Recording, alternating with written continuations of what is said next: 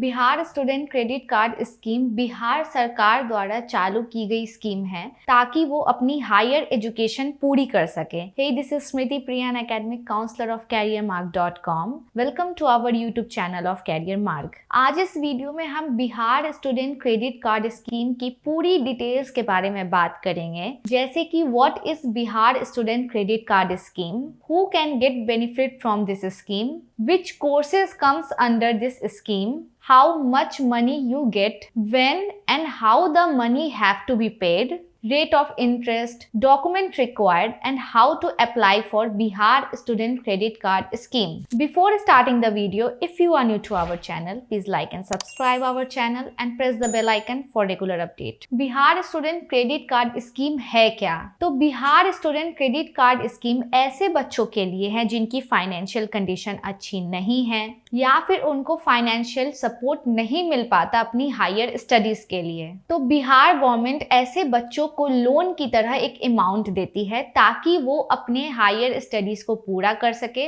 और अपने सपनों को भी पूरा कर सके। तो अब बात कर लेते हैं कौन कौन से बच्चे इस स्कीम के अंदर बेनिफिट ले सकते हैं। तो इसकी सबसे पहली कंडीशन ये है कि वो बच्चा बिहार का रेसिडेंट होना चाहिए और कम से कम 10th पास होना चाहिए। अब जो बच्चे 10th पास हो चुके हैं उनमें से बहुत सारे बच्चे चाहेंगे पॉलिटेक्निक या ITI जैसी कोर्सेज करना, तो 10th के बाद भी वैसे बच्चे ये कोर्सेज कर सकते हैं इस स्कीम का फायदा उठाते हुए। 12th के बाद ग्रेजुएशन के लिए जो बच्चे अप्लाई करना चाहते हैं उनकी एज 25 ईयर से ज़्यादा नहीं होनी चाहिए एप्लीकेशन सबमिट करने टाइम।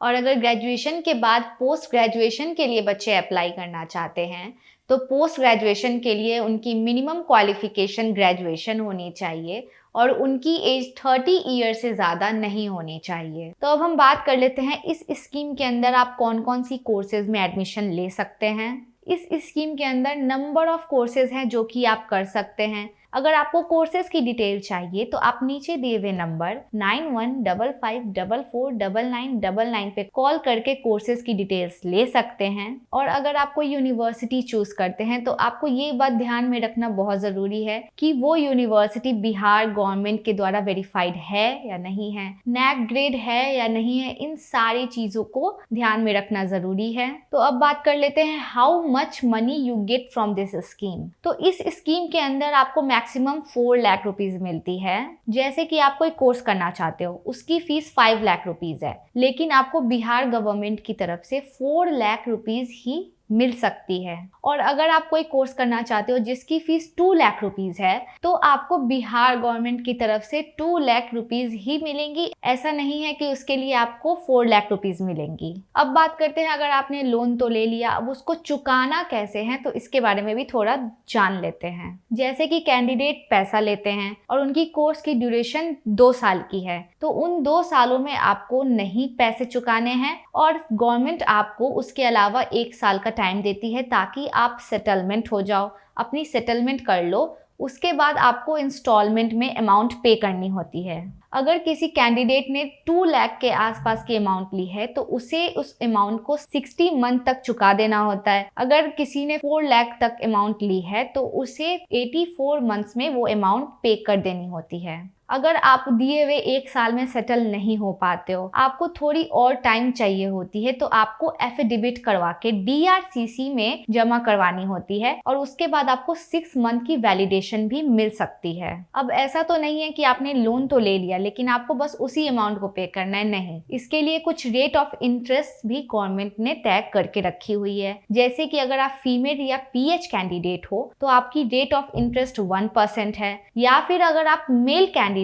हो तो आपकी रेट ऑफ इंटरेस्ट 4% है। तो अब बात कर लेते हैं क्या क्या डॉक्यूमेंट रिक्वायर्ड हैं। तो Aadhaar card, bank passbook, institute admission letter, fee structure also known as bonafide, candidate photograph, domicile certificate, 10th and 12th marksheet, या फिर जो भी कोर्स आप जस्ट पहले कर चुके हो उसकी मार्कशीट। जैसे कि आप ग्रेजुएशन कर चुके हो, आपको पोस्ट ग्रेजुएशन के लिए इस स्कीम का लाभ उठाना है तो आपको ग्रेजुएशन के सर्टिफिकेट देने पड़ेंगे। और DRCC के ऑफिस में जाकर आप अप्लाई कर सकते हो, या फिर अगर आप ऑनलाइन अप्लाई करना चाहते हो तो आप ऑनलाइन भी अप्लाई कर सकते हो। और आपकी सारी डॉक्यूमेंट वेरिफिकेशन होने के बाद 30 to 40 डेज में आपको आपकी अमाउंट मिल जाती है। अगर आपको कोई भी डाउट है तो आप नीचे दिए हुए नंबर पे कॉल करके अपनी डाउट क्लियर कर सकते हो। Thank you so much for watching our video. See you in our next video.